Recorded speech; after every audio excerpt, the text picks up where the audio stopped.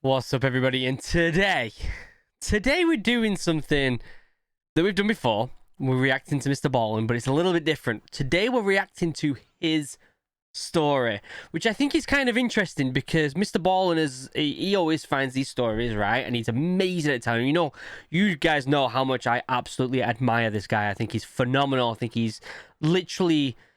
I can't think of anyone better on YouTube, to be honest with you. Not only storytelling, but the paranormal and just general content. I can't think of anyone better. He's brilliant. He really is. But he always tells other people's stories, right? He finds these stories and he tells them online. And every time I watch his videos, I'm like, why has he got into this? Like, what's made him get into this? And he's got a video that's relatively popular. It's a long video. It's 39 minutes long, so get buckled in. This is going to be a long one. And it's called What I Saw in My Room Still Haunts Me. And people have told me that this is his story. This is his story, what happened to him. Right? Which is crazy. Which is probably one of the reasons why he's into this stuff. So, we're going to react to it. We're going to be respectful because this may be something that he thinks about a lot, but we're also going to try and figure out what it was all about and whether it was what he think it was or whether there's a plausible explanation behind it. With him being a former Navy SEAL, and obviously me being a former Royal Marines Commando, I have the utmost respect for his integrity and honesty. So it's hard for me to say he's wrong in anything because what he saw, right? I personally know that he's got the expertise to know what he saw, even though, we don't know when this took place before or after he was in the SEALs. We don't know. So with all that being said, let's watch it. Let's react to it. Let's see what it's all about. But before we get started, members, you're amazing. I love you. I couldn't do this without you. It's been fantastic getting to know you members in the private Discord, the guardsmen and officers. I'm so excited to play Battlefield 2042, Halo Infinite with you guys. It's going to be a ton of fun, guys. I'm really excited. Maybe we'll split this in two. I don't know. It depends. Usually I say that and then I get absolutely hooked, don't I? So we'll see, guys. We'll see. Let's see what this is all about. Where is it? I heard the door open. I heard the bells. I heard the pot. I heard the footsteps. I saw the door open. I see the thing walk in. I watched it walk down the aisle. I watched it bend over. It's in the room. Okay. Where is it? And this is night 1. There's 2 more nights of this, and it gets worse. Okay. It still haunts me. Episode 1. Oh, so maybe he's done. When I was 16 years old, I was an avid snowboarder. Starting from the time I was like 12 years old, I used to always go snowboarding with the same 2 guys, my 2 very close friends, Wolf and Nick. Every winter, me, Nick, and Wolf would go up to Nick's family's cabin that was up in the White Mountains in New Hampshire. Just a quick disclaimer here. He said he was 16, which is an important point, right? I heard someone tell me this, and I don't know how much this is true. You can let me know in the comments. That when you think of a past memory, every time you rethink of that past memory, you're actually remembering the last time you thought about it, rather than the actual event. And therefore, over time, your memory of something changes slowly, very slowly. It can stay the same for the most part, but little bits can change, or, it's the human mind, right? We're pretty much stupid people. But he's 16. That's kind of like at the age where you start to realize what the crack is. Do you know what I mean? Like, I joined the Royal Marines at 16. That's when you start to realize what's going on in the world. So that's a good age for this. That's a good age for this. Snowboard, and it was great. Every time we went up to this cabin in New Hampshire, it would be me, Wolf, Nick, and then Nick's mom and dad. Unexpectedly, leading into my 16-year-old winter, Nick's father passed away. We were actually planning on going on a trip to the mountains that winter. And I remember speaking to Wolf and being like, I don't know if it's even appropriate to ask about this trip, because we knew that Nick was very close to his father, and not to mention, like, every time we went on this particular trip up to the mountains, Nick's dad was always with us, and it just seemed like, how can we possibly now go on this snowboarding trip? Not only is it a low priority item, but just the dynamic is all different now. Nick called us and was like, hey, so we are still going to do the snowboarding trip, the cabin in New Hampshire. New Hampshire, like, that's right next to where I am, guys, which is kind of creepy, isn't it? I wonder if this is anything to do with the ghost of this friend's dad. If it is, this must be a hard story to tell, to be honest with you.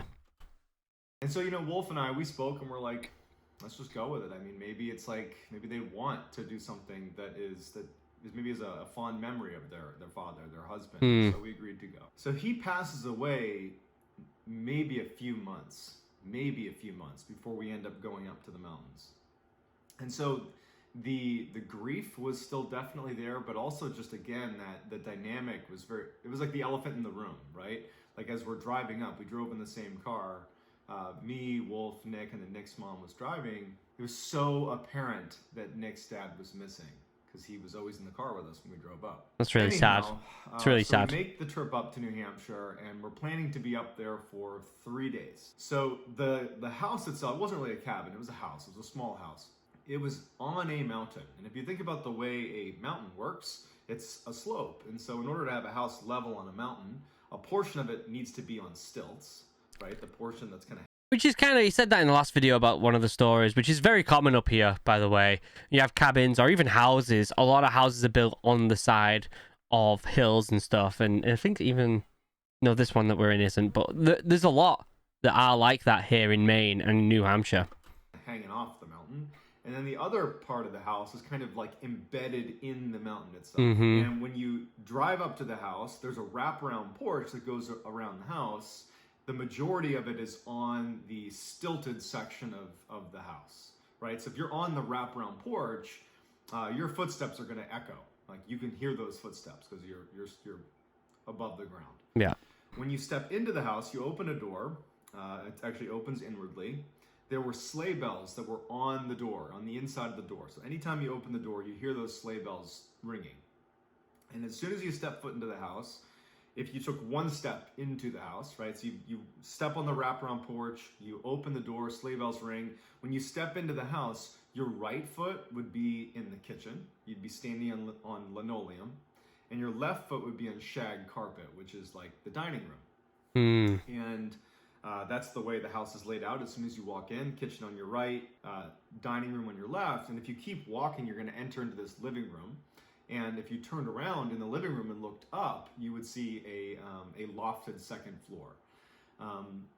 If you walk into the house, again, your right foot's in the kitchen, your left foot's in the dining room, and you walked as if you were going into that living space, but stopped about halfway across the house, you could look to your right and there'd be one hallway. He seems to know this remember this pretty damn well, which gives legitimacy to his story, really, right? Like, if he remembers the scenery very well, then every other detail must be as accurate as this. Unless he's tired or drunk or whatever, which he could be any of that being at 16. There's only one hallway. It's a small house. And this hallway is bringing you, call it, into the mountain. If you think about, again, the layout of the house, you have a portion of the house that's sitting in the mountain and a portion of the house that's on stilts. Well, this hallway leads into the section of the house that's in the mountain. And if you go down this hallway and it turns left, it's a short little hallway, it brings you to one room. And that room is where me, Nick, and Wolf would stay every time we went snowboarding at this mountain. That room, if you go into it, it's a corner-fed room. You open the door, and immediately to your right is a bunk bed. I would always sleep on the bottom bunk, and Wolf would sleep on the top bunk. Our feet would be closest to the door. In the center of the room, with the remaining space, because this is not a big room, there was like a queen-size bed. It was like a slightly larger bed that sat basically in all of the free space that was left over in the room. It was sitting right in the middle of the room, and that's where Nick would sleep. So basically the room was completely packed with 3 places to sleep and really not much else. There was a very small space between the queen-size bed and the bunk bed, so you could walk between those two, but that was about it. So that layout's very important, and you'll see why. We snowboard for the day, we come back to the cabin, and me, Nick... Sounds like a pretty good time, right? Going snowboarding all day and then just going back to the cabin and chilling. Sounds like a great time. and Wolf decide we're going to crash super early and get up early and have a full day of riding ahead of us because we're avid snowboarders. So we go to our room, the one that's kind of, you go down that hallway and you get to the room I just described. we planned on going to bed early, but we were excited, and so we stayed up gaming for a bit. As you do. And then maybe around like 11 or 12 o'clock at night, Nick, who again is in the queen size bed, and Wolf was in the top bunk, they ultimately fall asleep. I was still awake, and what struck me, and it always struck me whenever I slept in this room, is when you turn off all the electronics and you're just laying in bed in this house, in particular this room, it is pitch black.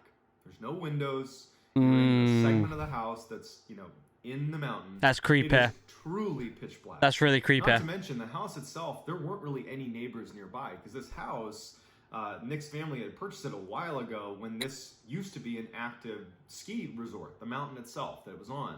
But it wasn't anymore, and most people that were living there had left and sold their property. But a few people decided to stay, and so Nick's family was one of them. So they had this cabin on an abandoned ski resort. There was virtually no street lights, there's virtually no neighbors, and so at night, when you're laying in this room, like I was this night, you're really struck by just how dark and quiet. Yeah, that's really creepy. Basically no white noise, don't like that. Pitch black. And so I'm laying there.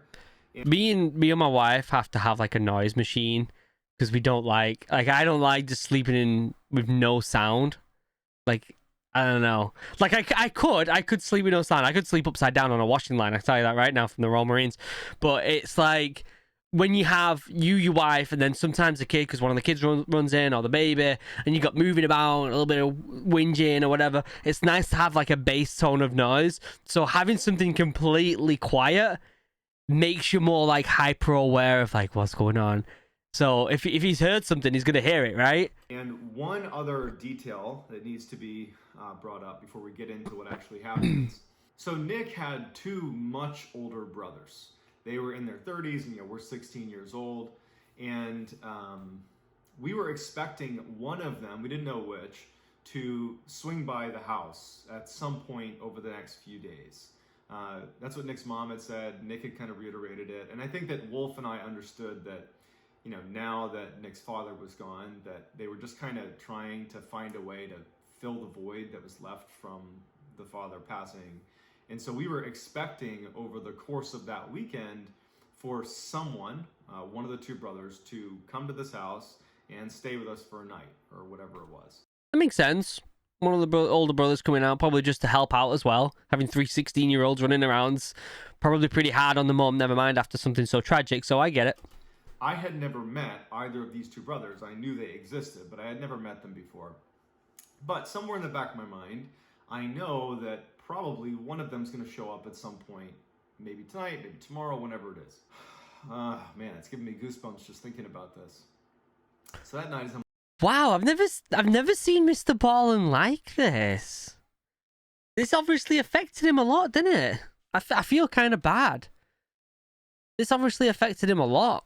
Jeesh. Laying in bed, I'm thinking about how dark and quiet it is. I remember the only light in the room was the digital clock, the little red digital clock, and it was like a beacon in the light, and that doesn't emit much light, but when it's pure darkness, it does.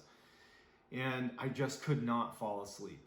I remember I got to a place where I started counting how many hours of sleep I might get if I fell asleep right then and there. I do that all the time. That means you're not close to sleeping. If you're like, okay, if I fell asleep now, I'll get 3 hours and 22 minutes of sleep. I do that all the time. That's where I was at mentally. Yeah. At some point, I think it was around 3 a.m, I remember looking at the clock and thinking, wow, it's gotten so late and I'm still awake. I hear footsteps on the wraparound porch. In a situation where, as I'm telling it, you're going to think, how did you not raise, a red flag immediately? In real time, in real life, your brain goes to great measures to convince you that everything is okay. It really takes an enormous amount of anomalies to stack up for your brain to say something's wrong. And so that's what happened I get that. First night.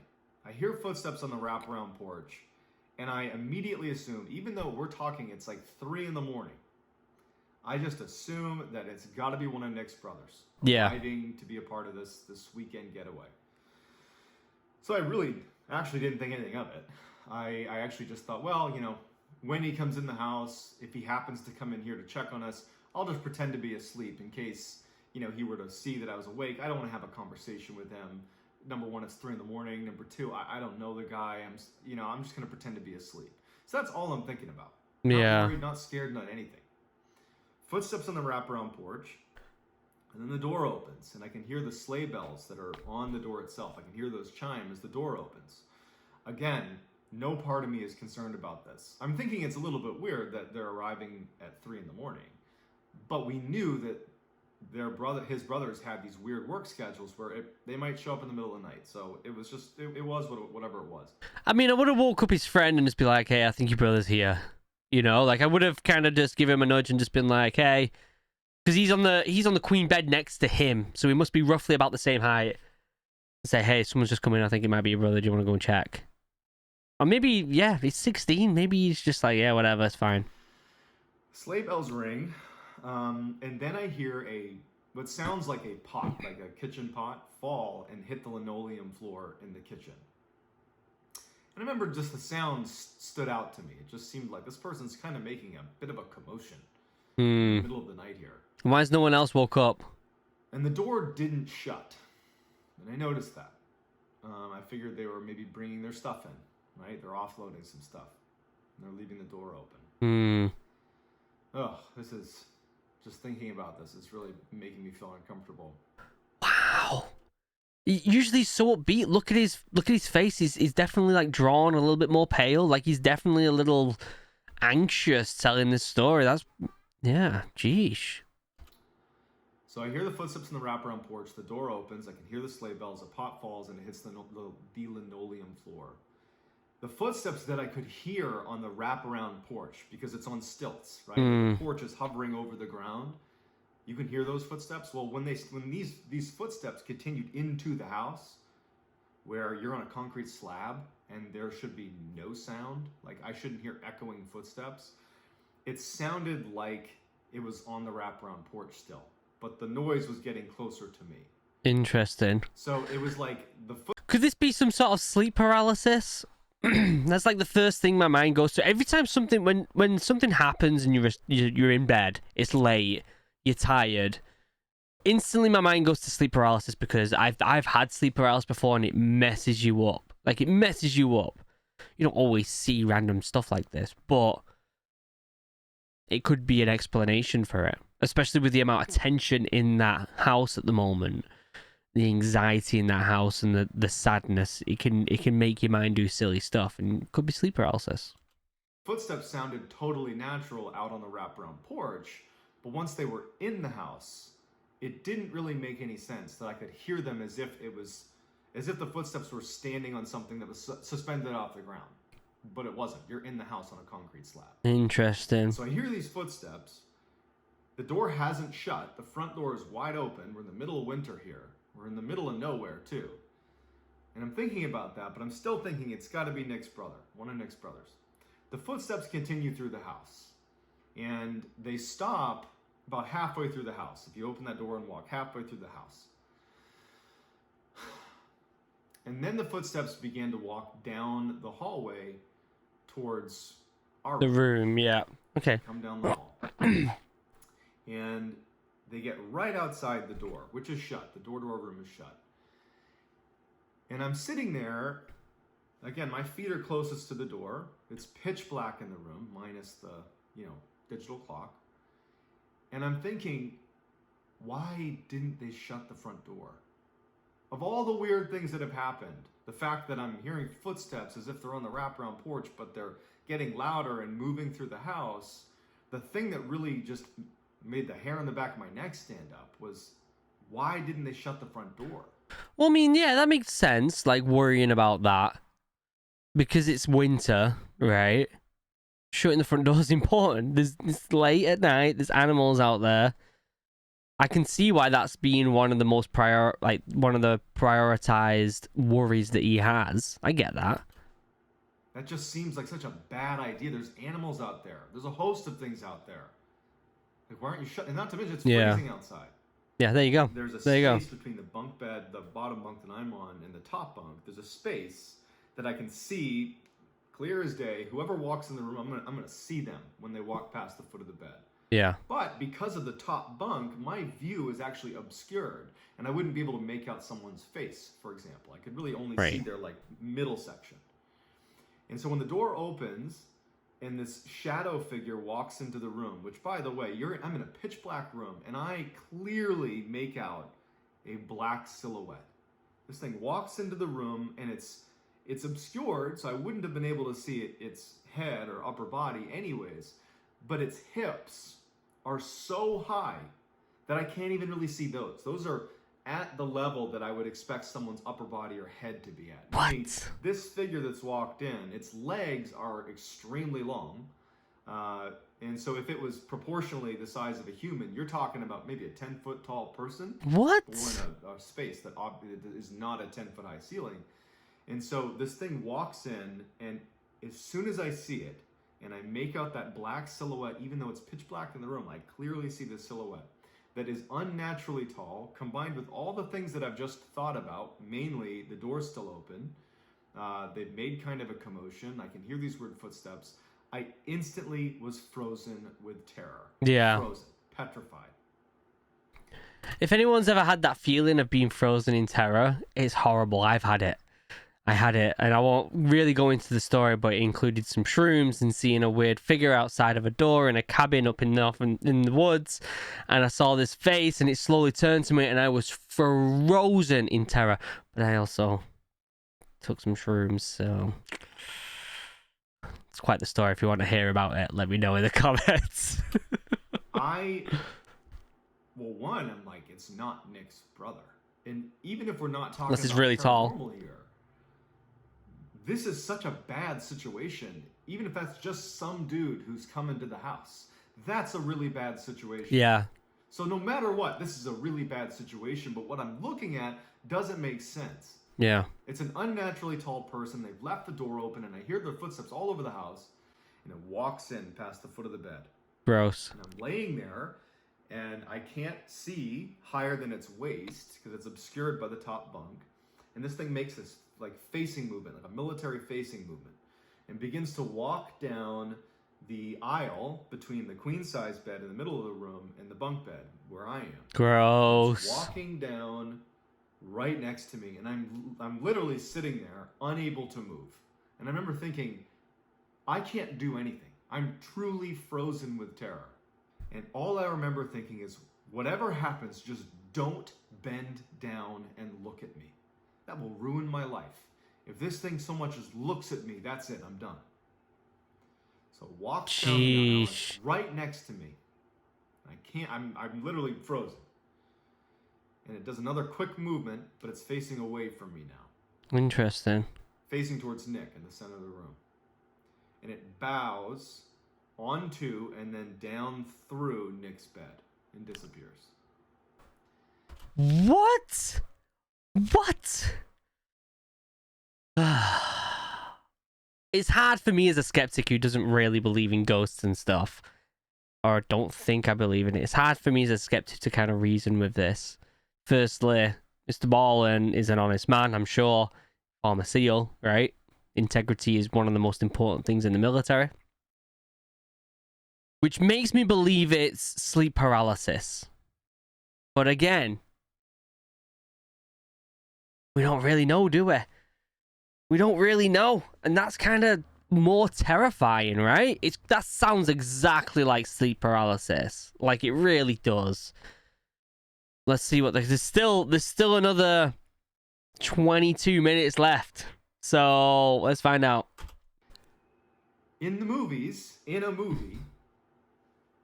as soon as the ghost disappears into the floor, whoever's hiding would make a run for it. In real life, there's no such thing as ghosts. There's no such thing as people disappearing into the ground. Yeah. So I'm expecting this thing to just get back up again. I couldn't understand that it was, what, did it disappear into the bed? That's not possible. Where is it? I heard the door open. I heard the bells. I heard the pot. I heard the footsteps. I saw the door open. I see the thing walk in. I watched it walk down the aisle. I watched it bend over. It's in the room. Where is it? Yeah. And for hours, all night, I laid there absolutely petrified. expecting this thing to come back up and just look at me. That was like my biggest fear, is whatever this thing was, I did not want it to look at me. So that was the worst. I'm laying there frozen. I can only move my eyes all night. That's terrifying. Finally, I hear Nick's mom out in the living room making coffee. I mean, this was probably like 5, 6 in the morning. And it was like the first time that I'm like, okay, I'm safe now. Even if it's in the room, I'm safe to just go because I can hear someone out there. And I could hear her speaking. I knew it was her. And so I go right out there. And now you got to understand that even though this was a horrible situation that I still can't really explain, I know that she has just lost her husband. Yes, so you can't really say. Of approaching this subject, which effectively is going to turn into ghosts, right? I've never had a paranormal experience before this. I've never had a paranormal experience since, right? Like I'm more or less a skeptic, and I'm going to go out there and I'm going to start talking about ghosts. Yeah, that's a really... You can't, can you? I get that. Speaking to someone who's just lost a husband and a father to the children and being like, I think I saw a ghost. Like, that's just asking for trouble, innit? Holy cow, so he can't talk to anyone about it. Maybe his friend who's not, like his other friend who's not the owner of the cabin, the one who's sleeping above him, maybe you can speak to him about it? To the woman who's recently bereaved? Yeah. It just felt really inappropriate. Yeah, very inappropriate. And so I was really struggling with how I wanted to communicate what happened. And so I went to the table, she got me a cup of coffee, and and we know each other well, you know, she knows me well. And she definitely picked up that something was wrong, but didn't really ask anything yet. She was just kind of puzzling, like kind of sizing me up a little bit. And the only thing I could think to do was to just ask, you know, hey, did either of your two sons, you know, Nick's older two brothers, did they stop by at any point last night? Did they stop by? And she's like, no. And I'm sitting there like, okay. And I'm just like, I must have had a reaction that was obvious to her. Yeah. And she just goes, I heard my husband here last night too. And, you know, that made it a lot worse. Yeah, I bet. Because on the one hand, you have a situation where she is confirming something that part of me hopes is a bad dream. She's also putting herself in a situation where, one, she's opening up the conversation. Two, she's making something that doesn't, like, what he saw does not seem like a ghost. Right? Super long legs. Unless the husband was a really tall fella, which I very much doubt it. I feel like it makes... Because she says she heard something. Now, she could be just grieving, right? She could be just grieving, but she heard something. She says she heard something, which makes things even more spooky. Number two, she's now saying it's her husband. And so I intuitively assumed that she has somehow figured out what I'm stressed about. Yeah. That probably isn't real. And because she's grieving, yeah, she's created a story where her husband is now in the house, you know, looking over us. I really believed that she didn't hear anything, that she just somehow understood that I had this weird feeling and she'd turned it into oh, my husband's in the house. Yeah. And I just couldn't ask any more questions at that point. I felt like I had set her up for this awkward exchange. Yep. I felt really bad that I get that discussion we were having. I also thought, especially at the age of 16, when you don't really have the social skills to kind of tackle a conversation like that. That's a hard thing to maneuver, right? In conversation. 16-year-old. like, if that's true, I don't want to have this conversation. Yeah. Like, I really was just dumbfounded on what to do in this situation. Yeah. And this is night one.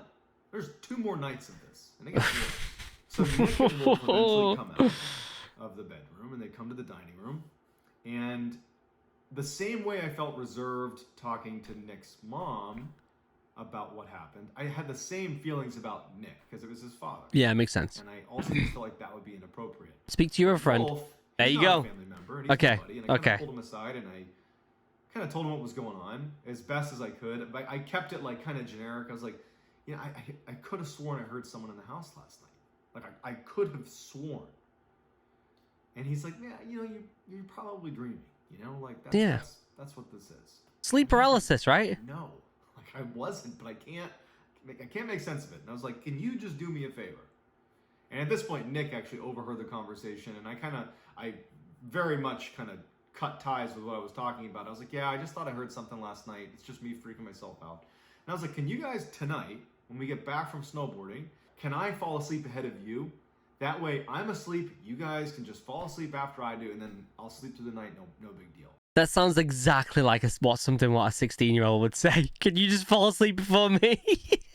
Or can I fall asleep before you? And they're like, all right, yeah, weirdo, whatever. Yeah. Like, all right, my big plan is I'm just going to go to bed really, really early. Because I didn't sleep the night before, so I'm thinking, oh, I'll fall asleep right away. So we go out, we snowboard for the day. My mind is off of what happened. And frankly, I'm starting to convince myself that had to have been, you know, sleep paralysis. Even though I'd never had that before. I was Googling some stuff. Maybe sleep paralysis. It's got It was sleep. just like a really intense dream. It's got to be sleep paralysis. Surely that's the only thing that can explain that. You know, I would just like there has to be something. Like this is too weird. It has to be something explainable. Turns out it wasn't. We get back from snowboarding, and I am immediately going to bed. Pretty much immediately. It was like maybe 6 o'clock. I was like, I'm going to bed. And I get in bed, and all I'm thinking about is what happened the night before, and I can't fall asleep. Oh, jeez. Eventually, Nick and Wolf, they come in the room, and they're trying their best to stay awake so that I can fall asleep, but it's getting later and later, and I can't fall asleep. And now I'm back to that, like, okay, if I fall asleep now, I get 6 hours of sleep. Oh, and they jeez. finally just said, hey, man, I'm tired. I'm going to bed. So they both fall asleep, and I'm awake. Oh, And I'm jeez. so upset with myself. Like, you screwed yourself. Why didn't you just fall asleep, you dummy? And I remember the only thing that I did that really made this real, looking back at it, is I put a knife, like a kitchen knife or something, in the springs above me. So I'm in the bottom bunk, like basically right under the top bunk. I put a knife in there. And I'm laying in bed. This is the type of stuff a 16-year-old would do, isn't it? I get it. This story seems legitimate, guys. I cannot dispute this right now. I cannot dispute it. Constantly looking over at the digital clock. And it was probably around 3 a.m. It was late enough that it was like, okay, this is about the time that happened last night. And my heart just sunk when I heard those footsteps on the wraparound porch again. They sounded the same as they did the night before. Oh, jeez. I was like, that has to be one of Nick's brothers. But the door opens, I hear the sleigh bells, I hear the frickin' pot fall on the ground. It was like deja vu. The exact same thing is happening. Oh my god. And these footsteps start walking through the house. And again, referencing how movies would portray this, you know, the person who's me in the movie is like, okay, I'm gonna get this knife and I'm gonna position myself over here because I know what's gonna happen and I'm gonna protect myself. In real life, I'm like, this thing's gonna be in my room, potentially. It happened last night. It's apparently happening again. Is it gonna see him this time? Please, for the love of God, don't bow into me. Yeah. Bowed into the floor the night before. Don't look at me. It will ruin my life if some entity just engages with me, just looks at me. That will ruin my life. Yeah. This thing walks down the hall, and I hear those footsteps coming down the hall. And just pretend for a second, forget the paranormal aspect. Pretend it's the middle of the night in the middle of nowhere, and a stranger is walking around your house. That alone is horrifying. The footsteps come right outside the door, and I'm looking at the knife that's right underneath the bed. And I'm petrified. This is giving me chills, guys. Legitimate chills. He's so good at telling stories. If you haven't already, there's a link down below to the original video. Please go and subscribe to him. He's amazing. He's amazing. What a legend. I cannot move. I'm drenched in sweat. Just from the few seconds that it's taken this thing to go from the door to the front of my bedroom. Because I know what's happening again. It's happening again. I'm not crazy. It's just happening again. What the F is this? And I'm petrified. I can't reach.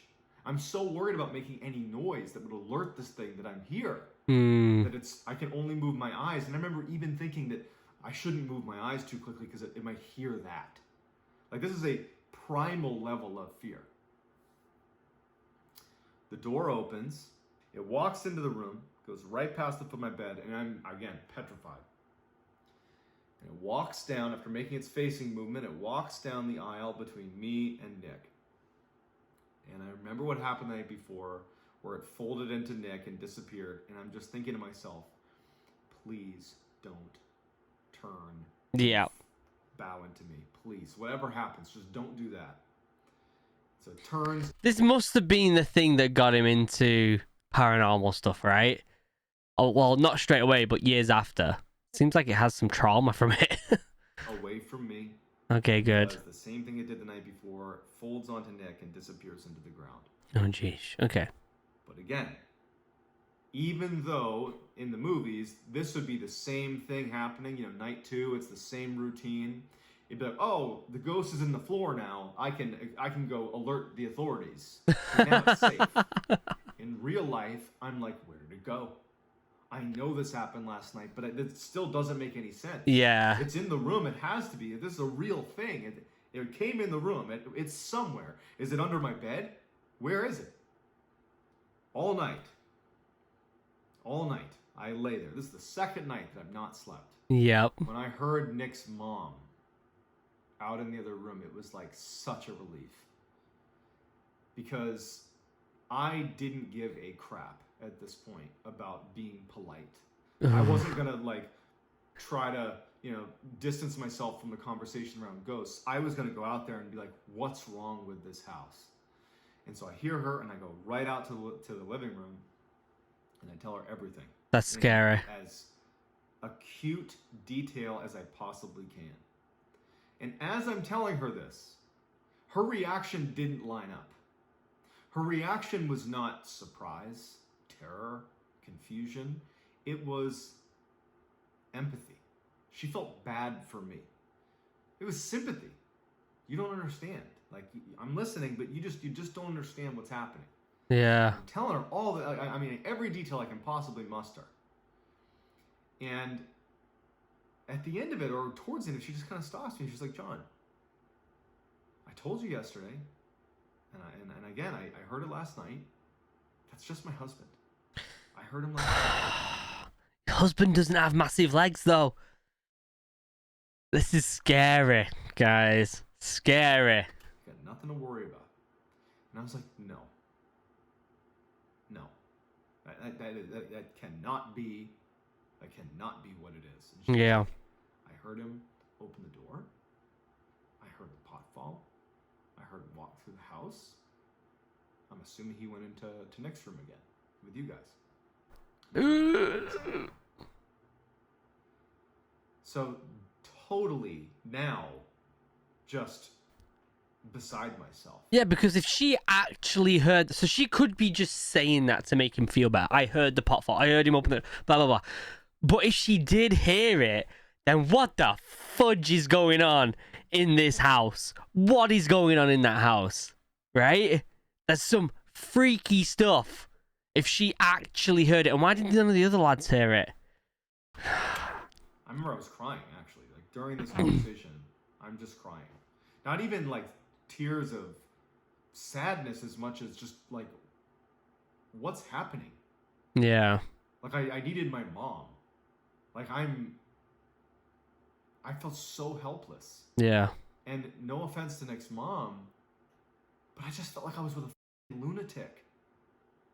How? But like at the same time, she's recalling the exact same things as me. Yeah. How do I put that together? She's grieving. She's I grieving. remember thinking, I need to leave. I need to get out of here. I can't be here anymore.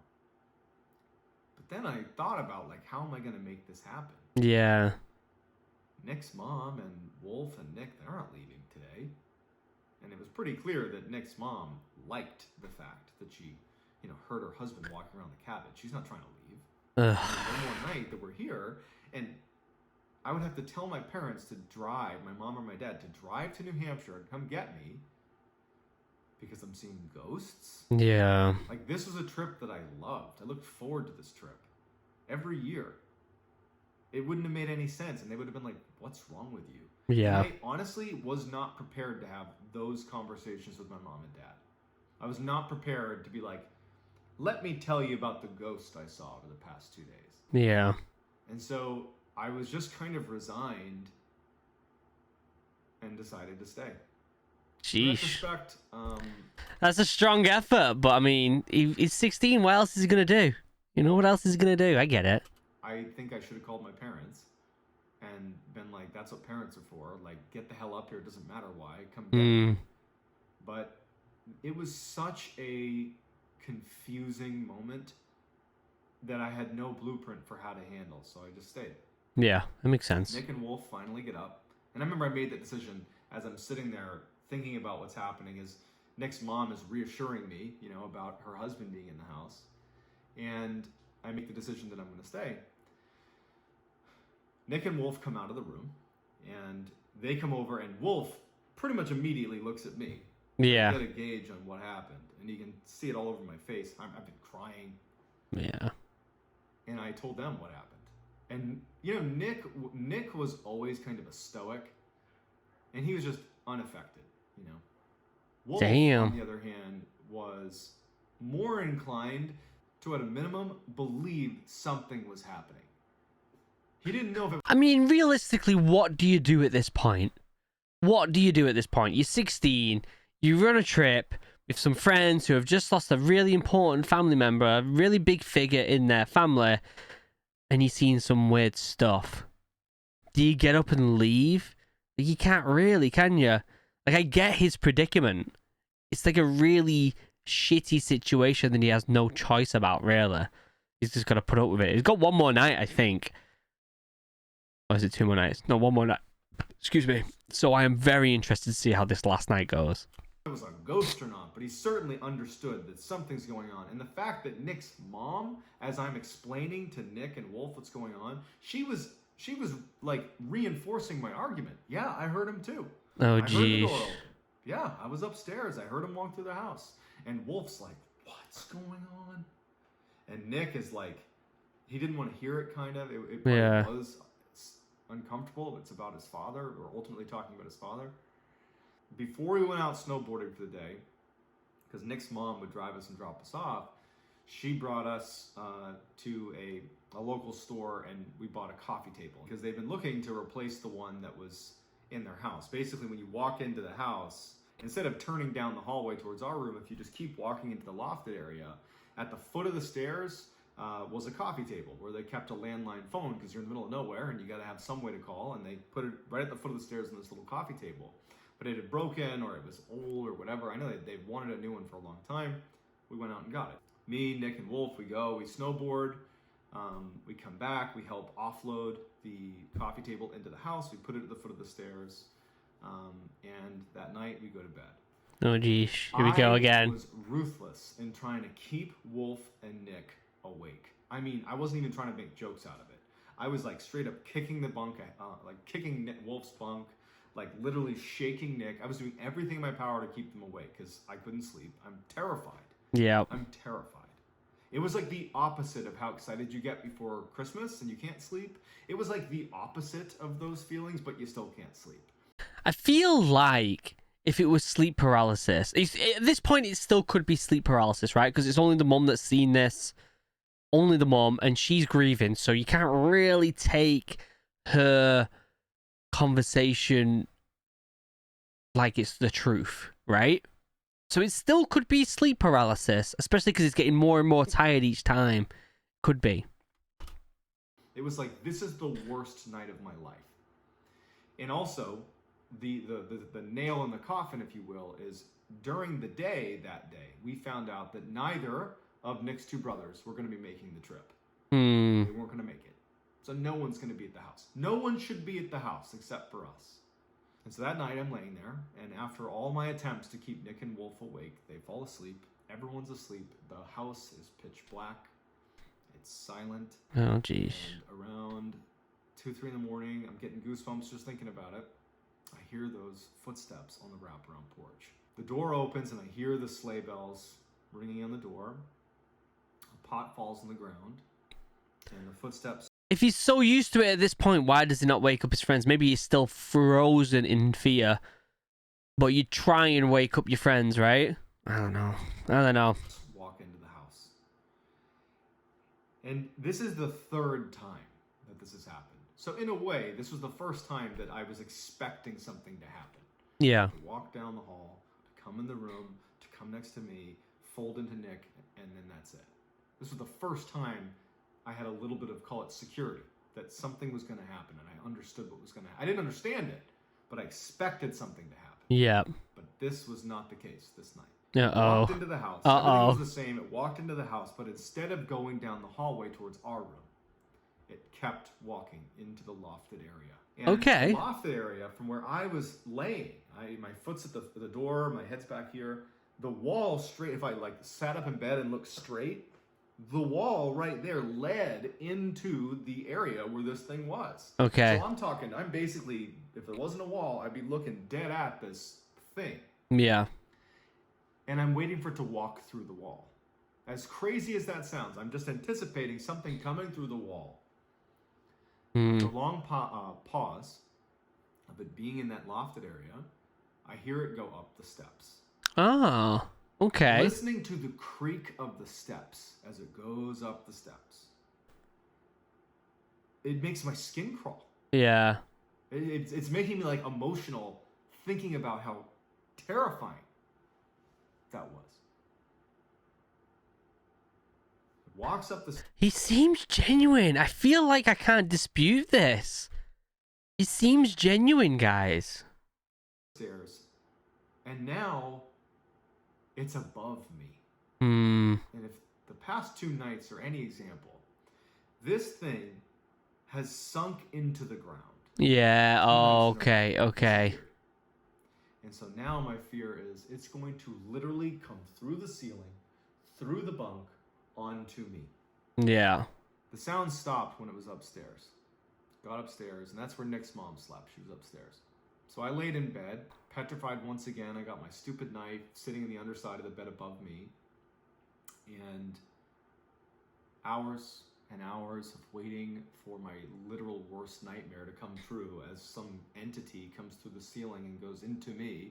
Or even just if it was onto Nick, if it came through the ceiling and if out of my peripheries I'm watching this beast come through the ceiling and float down and into Nick. It just, these thoughts in my head, they didn't make any sense. They were terrifying, but they were happening. I laid in bed and I couldn't fall asleep. I was now coming up on 3 days without sleep. So at some point that night, I did fall asleep. Probably just out of sheer exhaustion. Well, that's good. At some point in the morning, early morning, now probably 5 in the morning, I wake up again and I can hear Nick's mom. It didn't sound like she was making coffee. It sounded like something was wrong. I couldn't place it, but it just sounded like she was acting emotional somehow. I couldn't tell if she was crying or not. But now it's the morning, it's my last day, I'm leaving today, I'm up, I'm out. And as soon as I walk out of the hallway and I look to the left into the dining room where I expect to see Nick's mom, and she's not there. And she's actually over at the foot of the stairs in the lofted kind of living room area next to this new coffee table we had just put in. Interesting, okay. She's standing over this coffee table at the foot of the stairs where the entity had been the night before, the one deviation. This is getting so weird. I wonder if he's had a conversation with that same family since then about this. I wonder if they've watched this video and what they've thought. It's kind of creepy. Also, that where I've paused it, MrBallens, pretty funny. From the other 2 nights. And she's crying. Come here. She points to the coffee table. And she's down on her knees looking at the table. And now I can tell she's probably crying tears of joy. Because scratched into the coffee table were the words, "I love you." Oh, geez. That ended my friendships with certainly Nick. Wolf to a lesser degree, but I stopped snowboarding. I didn't go back to that cabin, even though I know Wolf did the next year. The theories about what happened, Nick's mom, it's possible she could have created a narrative, made it about her husband, and then she could have just as easily scratched that into the table. Right. I love you. That could have been her. It's also possible that she had sleep paralysis and I had sleep paralysis. Yeah. And somehow we synchronized and had the same vision and she scratched in the table. Or, to be honest, what I believe, that was a ghost. And that it interacted with the physical world. And it did walk around the house. It did carve I love you into that table. That's the only time in my entire life that I've had anything happen like that. I don't have any other paranormal stories before or after. That's it. Wow. I hope you enjoyed that. I'm going to continue to do long versions of my ghost stories and scary stories that I find that I've been posting on TikTok. I'm going to do long versions of those. Wow. On this YouTube channel. So this must have been one of his first videos. The new direction for this channel. If you have a great ghost story, please DM me on Instagram. My handle is John B. Allen 416. Wow. JOHNBALLEN 416. Send me your story on Instagram. You can also hit me up on TikTok. That's MrBallens. And that's going to do it, guys. I hope you enjoyed. Well, Where is it? I heard that. He now has like over 4 million subscribers. So yeah, this must have been one of his first videos. Holy cow, what do I think? Where do I even go with that? He was obviously so shook. You could tell in his face, in his voice, in his emotions, that he had a lot of emotion still in that story, which means it must have been as real as I can think of. Because I know when I said kind of halfway through this video that I did see something once. I was intoxicated with the mushrooms. But I was so petrified and so emotionally petrified from what I saw, even though I was, on mushrooms. When I've told my brother or someone else that same story, like it still brings an emotional connection to it. And he's having that same, like I'm seeing that same emotional connection as what I had with that. So it's either sleep paralysis that really messed him up and the mum was just kind of going along with it. Or it's real. And I don't really believe in ghosts that much, but holy cow, the integrity. He's a former Navy SEAL. He has the integrity, right? He has that integrity. So he wouldn't lie. And it doesn't look like he's lying. Like you can tell by his emotions and his body language, he didn't look like he was honestly telling the truth. So I honestly don't know what to think. Let me know in the comments, what do you guys think? Do you believe him? Do you think there's a plausible explanation? I believe him. I've got to believe him. I've got to believe him. And I don't really believe in that stuff. Right? I'm like confused. I don't know what to think. I need to have a think about it. Members, you're amazing. It's been fantastic getting to know you guys in the private Discord, the Gasman and the officers. It's going to be even more fun playing Battlefield 2042, Halo Infinite, and Call of Duty with you guys. I'm really excited. We've got a ton of horror stuff coming up, dripping into early November as well. We're going to be playing a bunch of horror stuff, so get hyped for that. Other than that, that's pretty much it. Link down below to the original video. Go over there, give it a like. Make sure you subscribe to MrBallens because he's amazing. Socials down below. I'm at 2 other YouTube channels, OriginalHuman Geek and OriginalAdventures, where me and my wife are converting a school bus and traveling the United States. That's about it. I love you all. Have a wonderful day. Goodbye.